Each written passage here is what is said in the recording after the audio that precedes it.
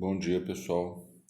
Vamos falar aí hoje sobre o segundo reinado, as transformações econômicas.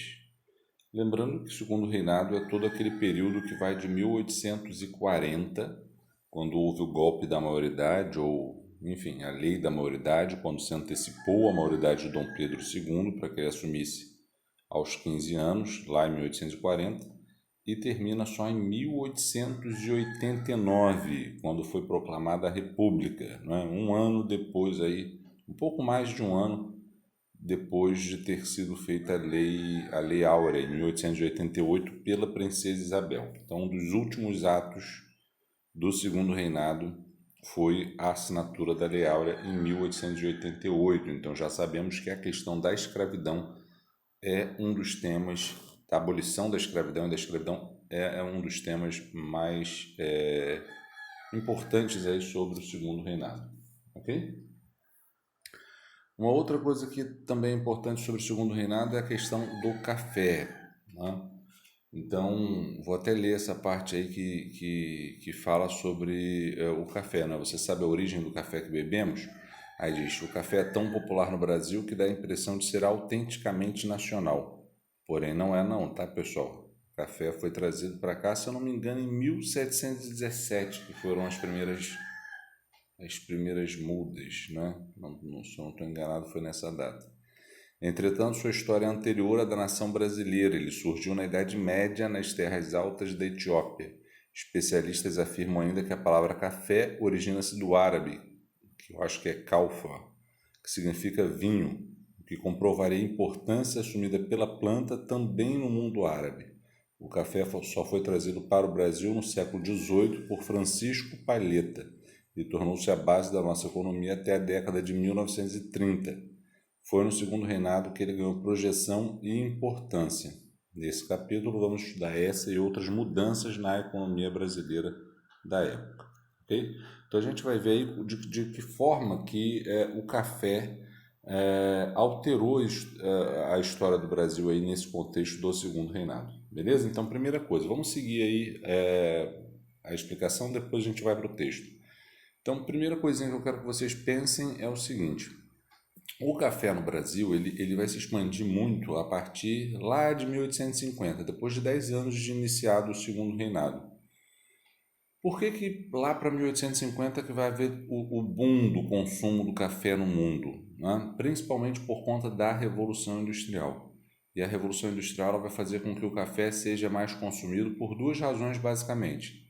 Primeiro que a Revolução Industrial a gente já viu que ela poluiu bastante, né? O clima, a água, enfim, lá na Europa, né? Mais especificamente na Inglaterra. Por isso, consumir um suco ou uma outra bebida era sempre algo muito perigoso, porque as águas dos rios estavam poluídas. Então era muito comum que as pessoas tivessem doenças como cólera, não é?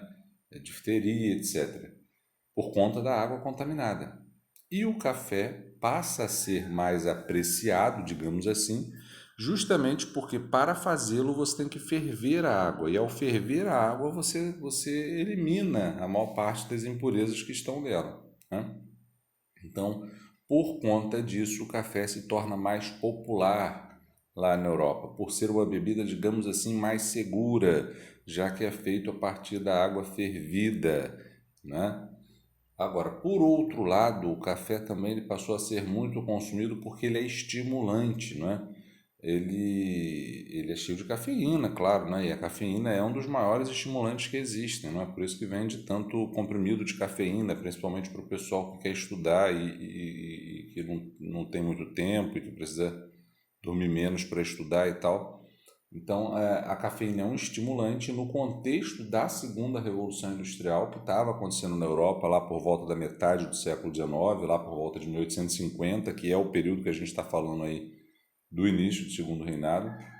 Esse é um momento em que o explorador está sendo, em que, perdão, o trabalhador está sendo explorado ao máximo lá na Europa, né, nas fábricas inglesas e de outros países também, porque na segunda revolução industrial a revolução não fica apenas na Inglaterra e também vai para países como a França.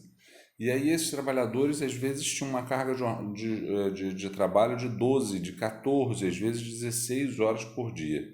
E era muito comum, claro, que eles não aguentassem algumas vezes, não é, essa jornada extenuante de trabalho e caísse, não é, e se machucasse, enfim. E quando isso acontecia, não pensem que eles eram tratados com maior dignidade, que eram levados para o descanso ou que lhes era dado uma folga. Não. Pelo contrário, né? No geral, eles eram espancados para que voltassem rapidamente para a linha de produção e, às vezes, mesmo com uma carga horária de trabalho de 16 horas, às vezes, o trabalhador, quando a máquina dava defeito ou enfim aconteceu algum problema que ela tinha que parar, às vezes os trabalhadores tinham que fazer hora extra para compensar o tempo que a máquina ficou parada na fábrica, né? Então, esse trabalhador é óbvio, né, que acabava achando interessante consumir uma bebida que lhe dava um pouco mais de ânimo, um pouco mais de energia para que ele pudesse suportar essa carga de trabalho que era terrível, né? Não é porque era assalariado que a vida desse trabalhador do século XIX das fábricas inglesas era bacana. Tá? Em muitos casos são sistemas diferentes, são épocas diferentes, mas eu diria que o operário inglês do século XIX não era a vida dele, o sofrimento dele não era tão diferente do escravizado aqui no Brasil. É claro que, como eu disse, são sistemas diferentes, são espaços diferentes, né? O operário ele não é escravo, né? Ele não é escravizado, ele é dono da sua própria vida, o operário, embora muitas vezes ele pudesse ser espancado nas fábricas, né? O escravo não, o escravo não era o escravizado aqui no Brasil, ele não era considerado nenhuma pessoa. De todo modo, o que eu estou querendo dizer é que a condição de trabalho deles era muito degradante, não era muito diferente, ok? Então, já vimos que o café ele é importante, já vimos que ele é importante basicamente aí no século XIX por conta dessas duas questões, de ser uma bebida mais segura e também ser uma bebida estimulante. Agora a gente vai ver aí as duas áreas em que se produziu mais café no início da economia cafeira. Então, no início, o café vai ser produzido na região do sul do Rio de Janeiro, na região do sul fluminense, às margens do rio do Paraíba do Sul, né? Que sai do Rio de Janeiro e, se eu não me engano, pega tanto o interior de Minas quanto de São Paulo. Tem que dar uma pesquisada direitinho aí para ver onde o Vale do Paraíba deságua. Mas eu, se eu não estou enganado, é lá na região de São Paulo, mas eu acho que também pega uma parte de Minas. Enfim, nessa região do Vale do Paraíba, a capital era o Brasil, né? Desde 1763. Então, o Rio de Janeiro ele acabava tendo, digamos, as pessoas mais ricas, mais eminentes, né? Os barões, os nobres mais importantes acabavam, no geral, ficando aqui próximo, né, do imperador.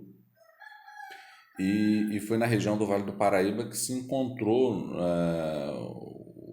como é que eu posso dizer, as condições mais favoráveis para que se desenvolvesse o café em larga escala no início do século XIX, porque era a região onde tinha mais fazendeiro, onde tinha mais escravo, onde tinha mais ferramenta, né? Onde já tinha mais solo arado, enfim, solo pronto para plantar.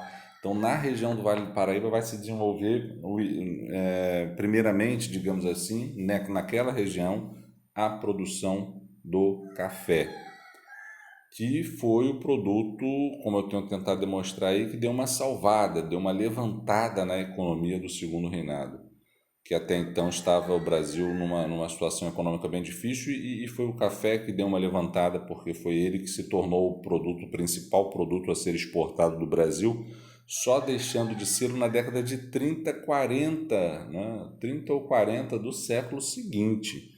Então, só lá para 1930, 40 que o café ele encolhe um pouco a sua importância na economia nacional, porque a gente vai ver que no início do século XX vai se desenvolver a indústria, né?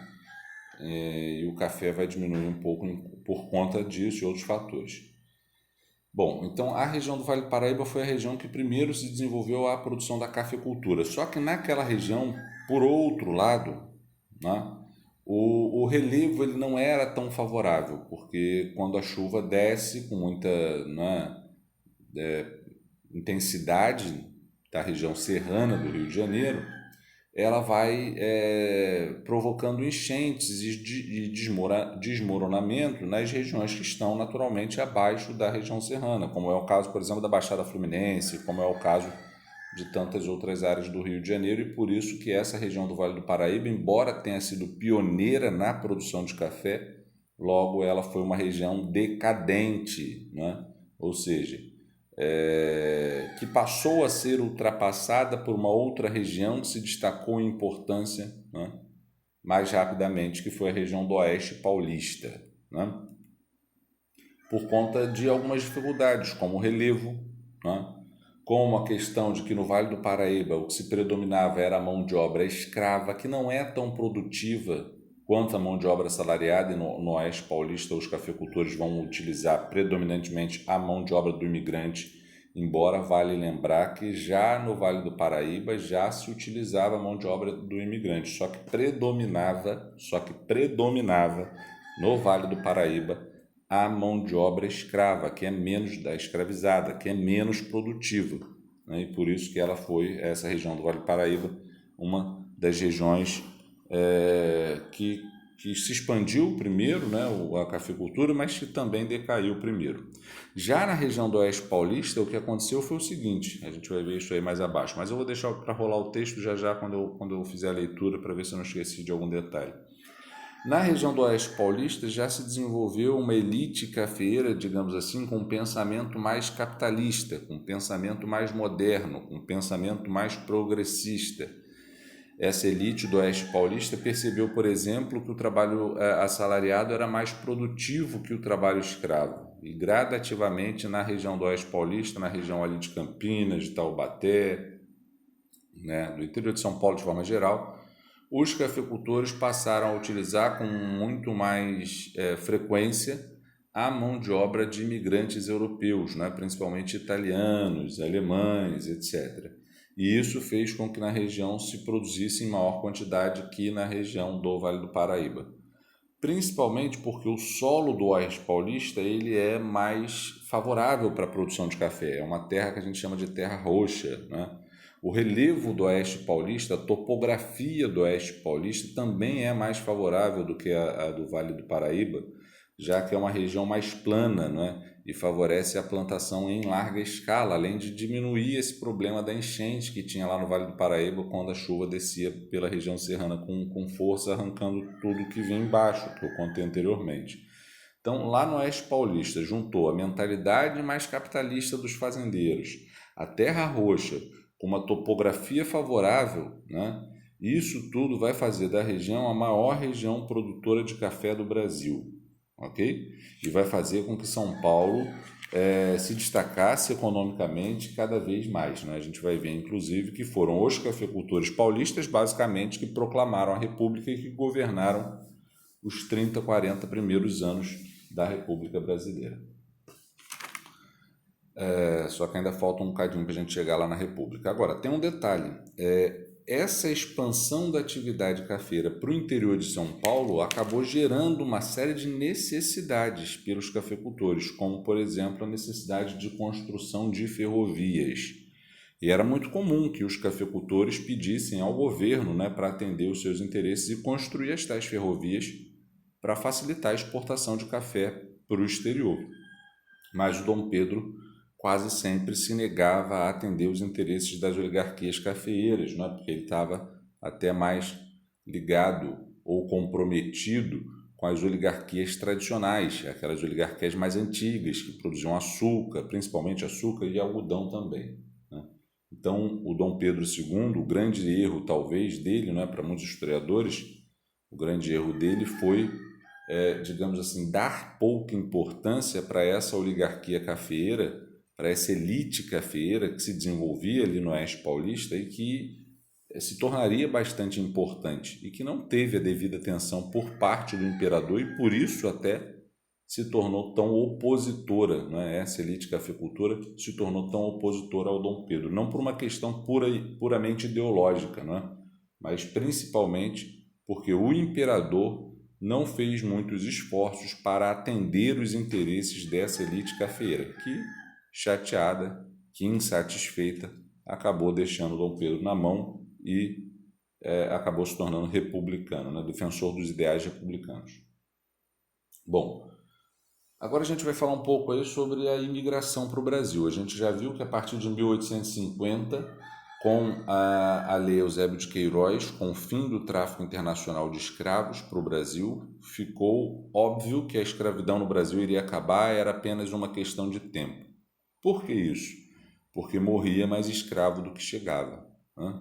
E agora, a partir de 1850, não pode mais chegar escravos de outras regiões que não do Brasil, né? Não pode mais fazer o tráfico internacional. O tráfico interprovincial, o tráfico regional, o tráfico interno, né, permaneceu. O que é o tráfico interprovincial, regional ou interno? É quando você pega o escravo, por exemplo, do Ceará e vende no Rio de Janeiro. Você pega o da Bahia e vende em São Paulo. O tráfico interno pôde continuar existindo e a escravidão também. O que cessou foi o tráfico internacional de escravos, em virtude da Lei Eusébio de Queiroz, que foi feita, né, muito por conta do Bill Aberdeen, em 1845, a gente já viu isso. Até porque em 1831 já tinha sido aprovada uma primeira lei abolicionista no Brasil. Uma primeira lei que abolia o tráfico internacional de escravos. Só que essa lei de 1831 não saiu do papel, né?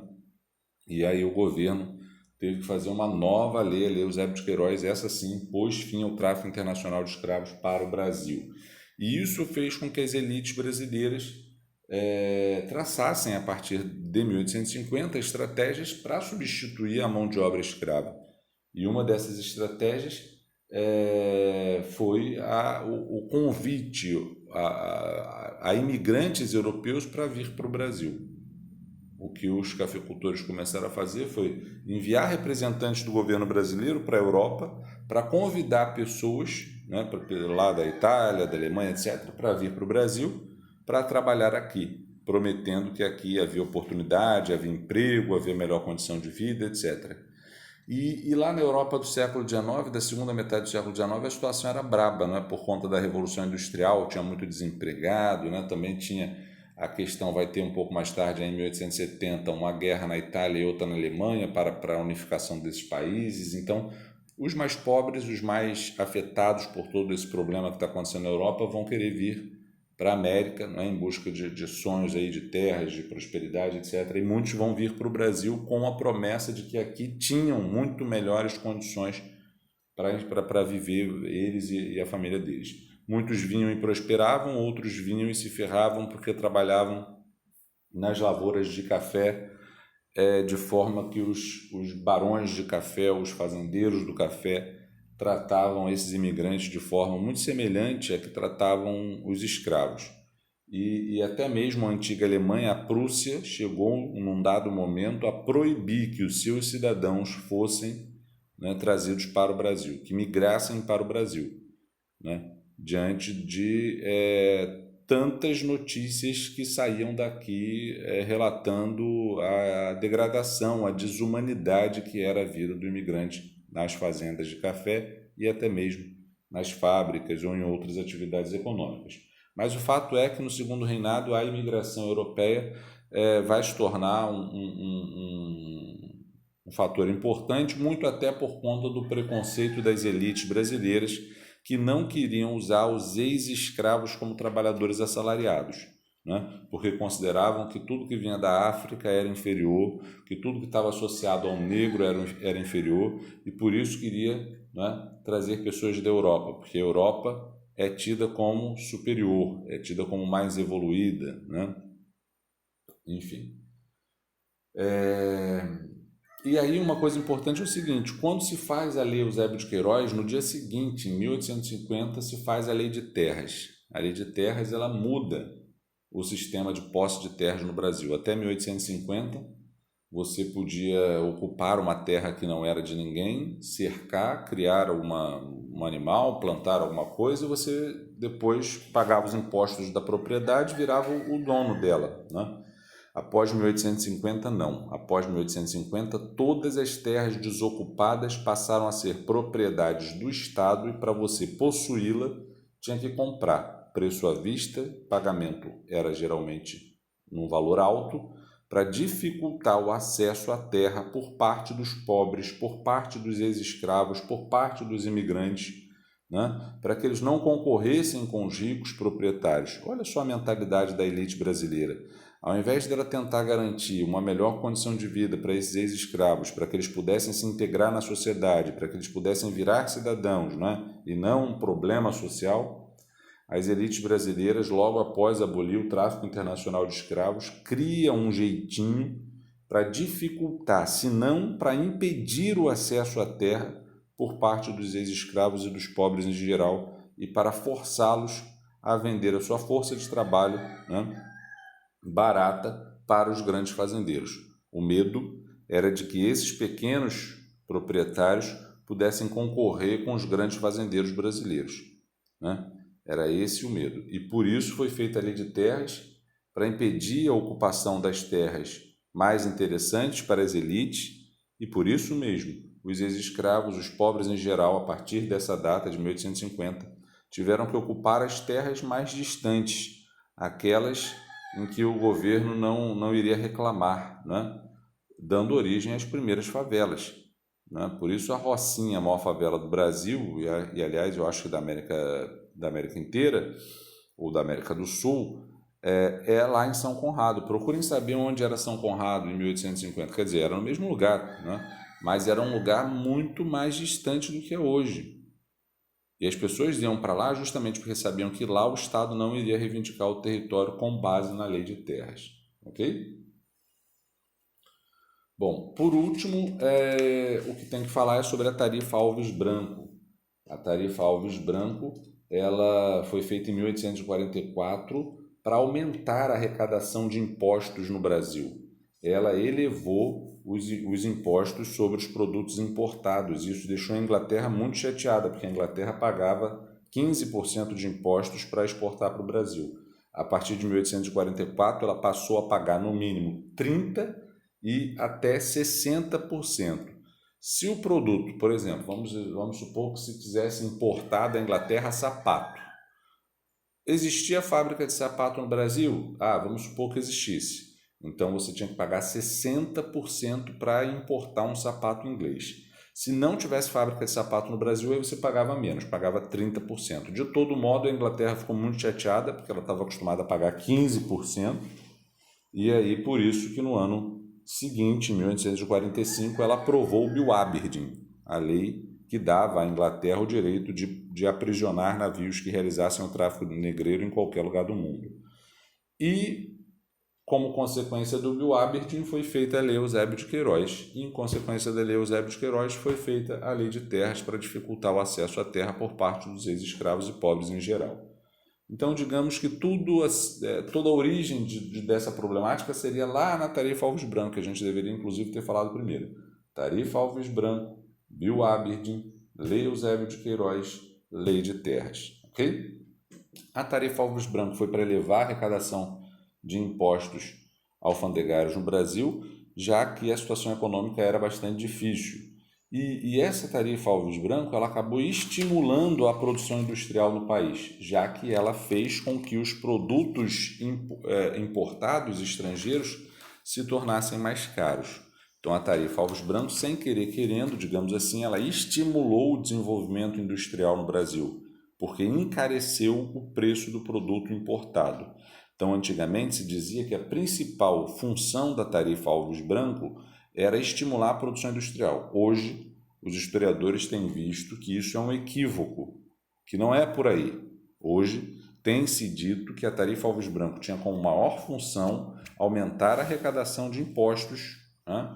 Só que, como efeito colateral, ao encarecer o produto importado, a tarifa Alves Branco acabou, sim, gerando um desenvolvimento industrial notável no Segundo Reinado, que a gente chama de Era Mauá. ok? Que foi um período de grande desenvolvimento industrial, onde a indústria e a economia brasileira cresceram bastante, mas esse crescimento também não durou muito em virtude de uma crise internacional e até mesmo da oposição das elites agrárias brasileiras que não queriam desenvolver a indústria brasileira, temendo que a indústria se tornasse mais importante que a agricultura.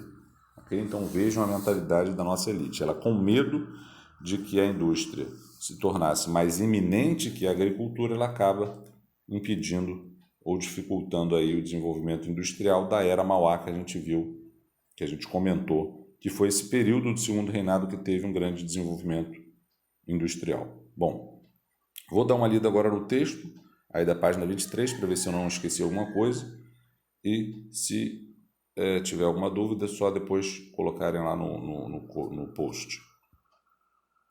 Então, ao contrário do primeiro reinado e do período regencial, o reinado de Dom Pedro II trouxe para a economia um período de estabilidade com base na expansão da cafeicultura no Sudeste, Rio de Janeiro, São Paulo e Minas Gerais. A atividade proporcionou recursos que promoveram não apenas a diversificação da economia, mas também da sociedade brasileira a partir da segunda metade do século XIX. O processo de plantio e consumo do café, hábito cultivado pelos árabes, atingiu regiões da Europa a partir do século XVI. Chegou ainda no século XVII às Antilhas, no Caribe, e já era possível encontrar pouco depois pequenas propriedades na região norte do Brasil que o produziam para o consumo próprio. Contudo, apenas nas primeiras décadas do século XIX o café ganhou espaço na produção em grandes fazendas exportadoras, aproveitando a difusão mundial do consumo, principalmente nos Estados Unidos e na Inglaterra, né, em virtude aí do que eu falei da Revolução Industrial.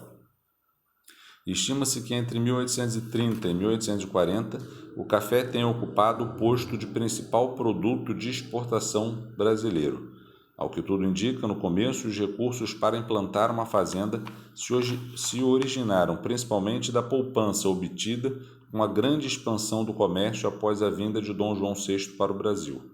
É importante destacar que, para implantar uma fazenda de café, o proprietário tinha que fazer um investimento alto que incluía a derrubada da mata, o preparo da terra, o plantio, as instalações e a compra de mão de obra escrava. Aí agora a gente vai ver aí as duas regiões que eu falei que se desenvolveram o plantio do café. O centro irradiador da agroexportação cafeeira foi o Rio de Janeiro, a partir da região da Tijuca em direção ao norte e ao litoral fluminense, e atingiu tanto o sul de Minas quanto o Vale do Paraíba. Neste último, o solo fértil e as chuvas regulares facilitaram a instalação dos grandes cafezais, tornando a região a maior produtora de café no Brasil. É interessante comentar que a grande parte da floresta da Tijuca foi desmatada para o plantio do café.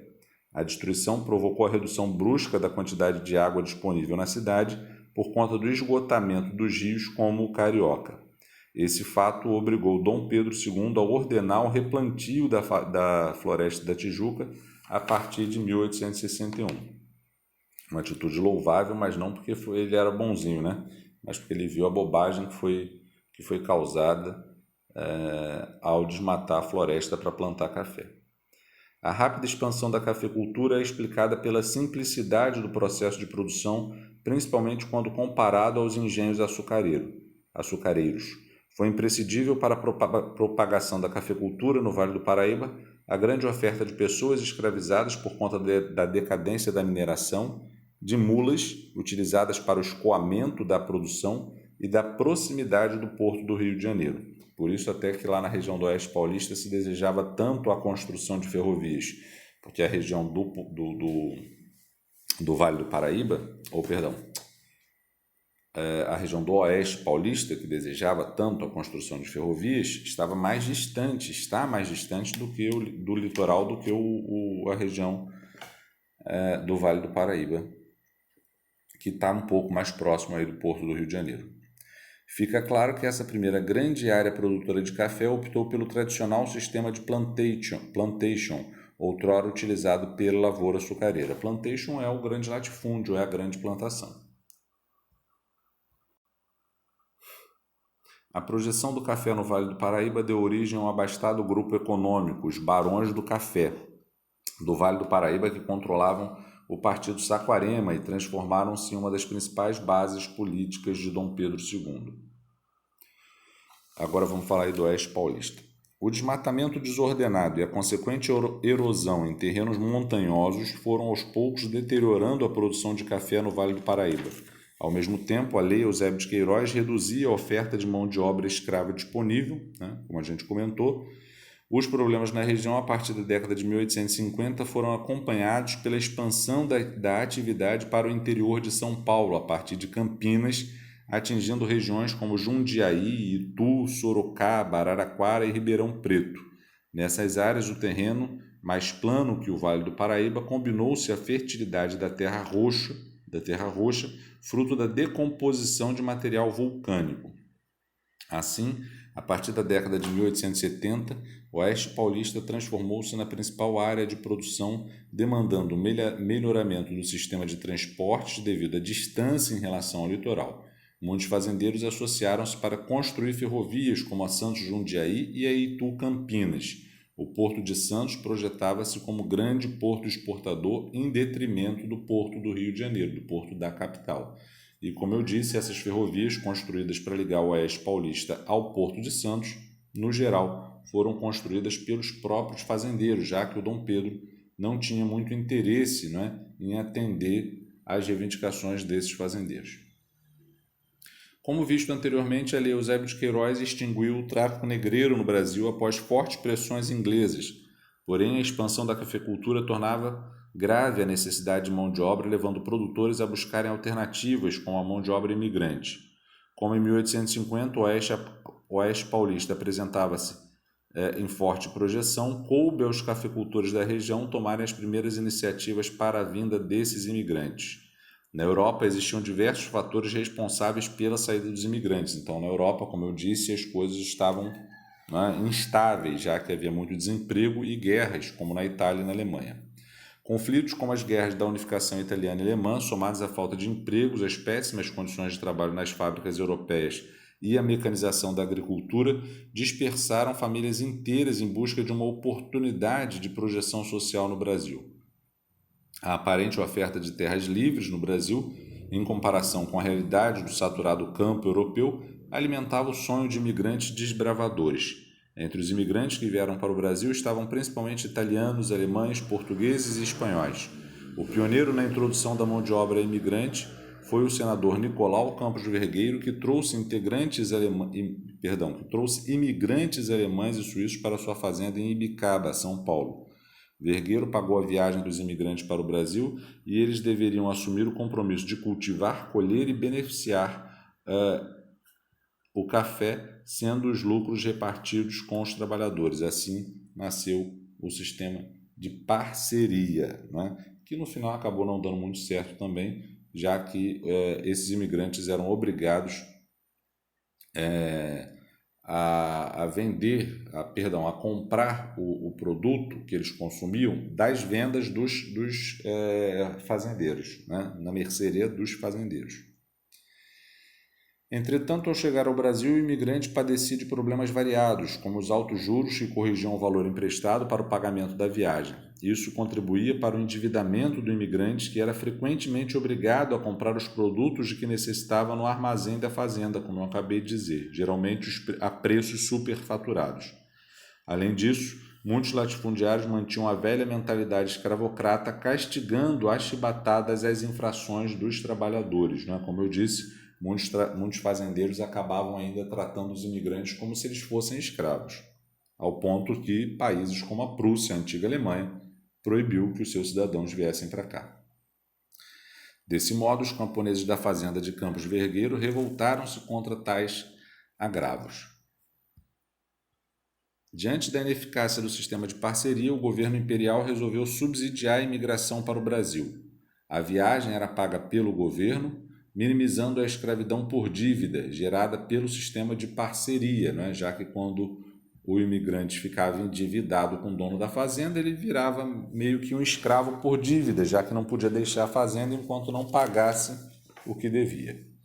Dessa maneira, propagou-se a mão de obra propagou-se a prática do trabalho assalariado no campo brasileiro, garantindo mão de obra suficiente para o crescimento da atividade cafeeira.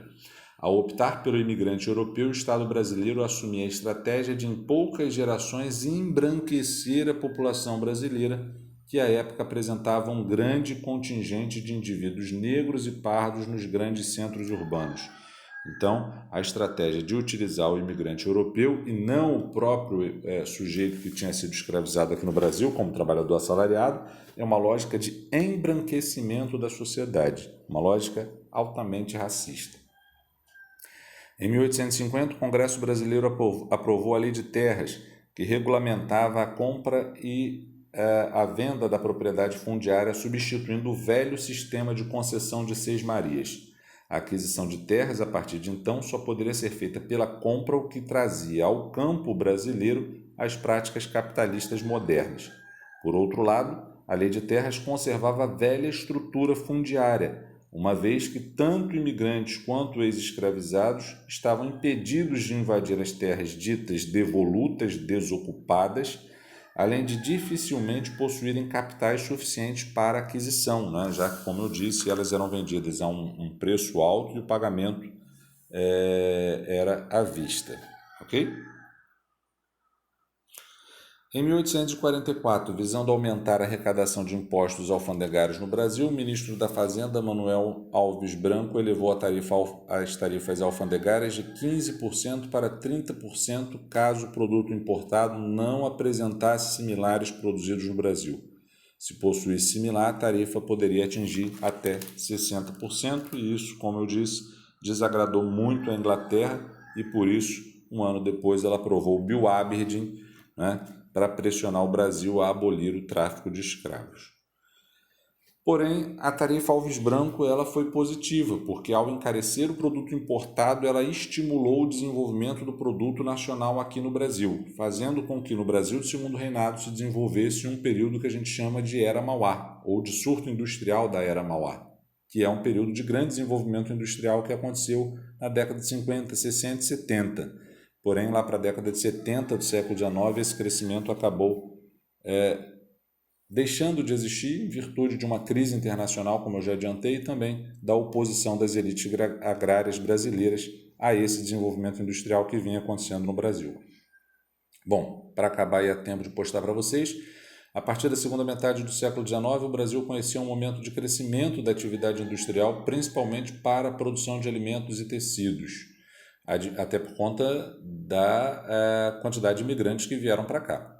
A dinamização da economia está relacionada às seguintes causas: tarifa Alves Branco, que foi a elevação das tarifas alfandegárias, encarecendo os produtos importados e favorecendo os investimentos na produção de gêneros industriais no Brasil. A Lei Eusébio de Queiroz, que extinguiu o tráfico internacional de escravos, a gente já comentou, e a lei liberava capitais outrora destinados à compra de pessoas escravizadas, e esses capitais puderam ser aplicados em outras atividades como indústrias e ferrovias. Então, os ex-traficantes de escravos começaram a usar a grana que eles usavam no tráfico em outras atividades econômicas, como a indústria, como o comércio e até mesmo como a construção de ferrovias. Isso foi positivo para o desenvolvimento econômico. Ampliação da entrada de imigrantes com o fim do tráfico negreiro, né? As grandes levas de imigrantes assalariados proporcionaram mais do que a ampliação do mercado consumidor interno, geraram mão de obra com algum conhecimento nas operações industriais. Lucros nas atividades cafeeiras. O excedente de capitais foi aplicado na diversificação dos investimentos dos cafeicultores, por isso que a região mais industrializada do Brasil é São Paulo, porque era em São Paulo a região que mais se desenvolvia café. Que se produzia café, perdão. Diversos empreendimentos muito próximos ao universo urbano surgiram naquela época. Um dos principais empreendedores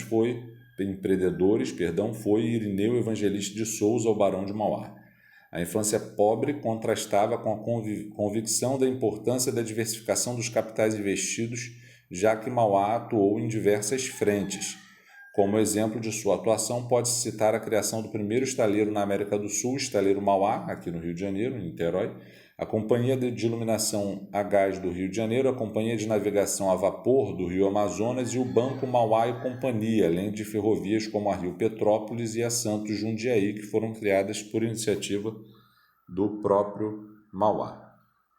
Apesar da notória prosperidade, a era Mauá foi desarticulada diante das restrições tradicionais da economia brasileira, com o predomínio da agroexportação escravista, os altos gastos com a Guerra do Paraguai, a falta de apoio governamental e a tarifa Silva-Ferraz, que em 1860 reduziu as tarifas alfandegárias para a importação de máquinas, ferragens, ferramentas e armas, ampliando novamente a concorrência internacional. O sonho da industrialização foi adiado em nome da manutenção da agroexportação. Então, muitos historiadores acabam atribuindo o insucesso da era Mauá à oposição das elites fundiárias, né, ao desenvolvimento industrial. Bom, espero que tenha ficado claro. Vou terminar por aqui, que faltam 2 minutinhos para eu postar para vocês. Qualquer dúvida, me chame.